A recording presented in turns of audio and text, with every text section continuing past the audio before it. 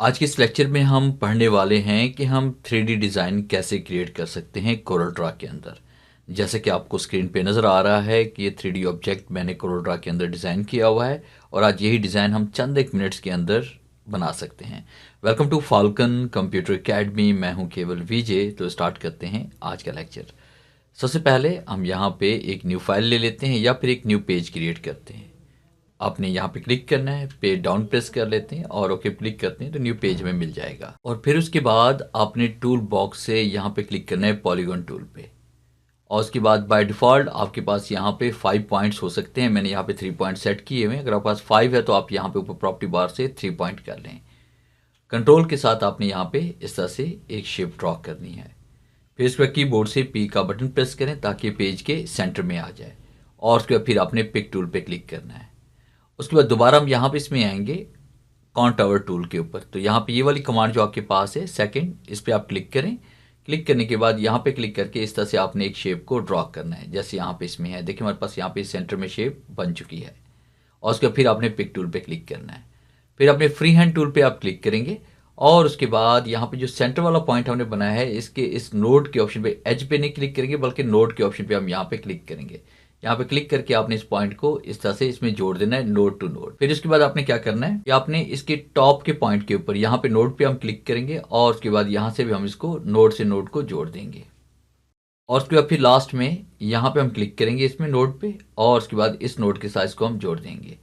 फिर इसके बाद हमने क्या करना है, सारे ऑब्जेक्ट्स को हम सेलेक्ट करेंगे और उसके बाद राइट क्लिक करके आपने इसको ग्रुप कर लेना है या कीबोर्ड से कंट्रोल जी भी हम प्रेस कर सकते हैं।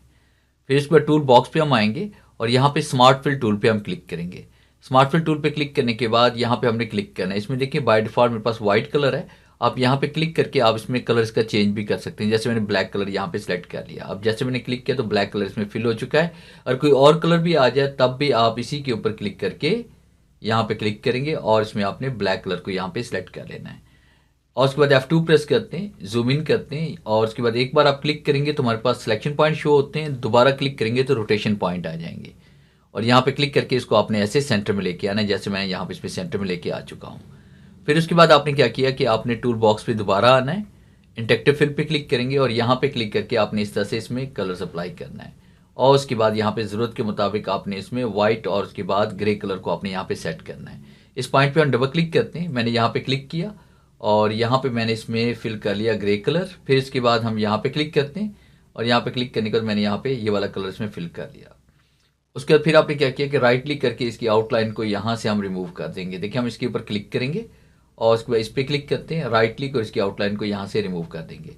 और उसके बाद दोबारा हम यहाँ पे क्लिक करेंगे और उसके बाद फिर आपने कंट्रोल के साथ आपने इसको इससे रोटेट कर लेना है ऐसे।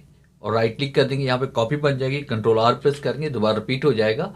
तमाम ऑब्जेक्ट्स को आपने एक साथ सेलेक्ट करना है और राइट क्लिक और इसकी आउटलाइन को यहाँ से रिमूव कर देंगे। फिर राइट क्लिक और उसके बाद यहाँ पे इसको आपने ग्रुप कर लेना है और कीबोर्ड से पी का बटन प्रेस करेंगे।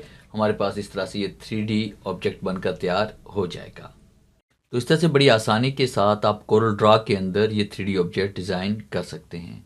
उम्मीद है आज के इस लेक्चर में ज़रूर कुछ नया सीखने को मिला होगा। वीडियो अच्छी लगी है तो इसे लाइक कीजिए और अपने दोस्तों के साथ शेयर कीजिए। मिलते हैं हम नेक्स्ट लेक्चर में, तब तक के लिए गुड बाय।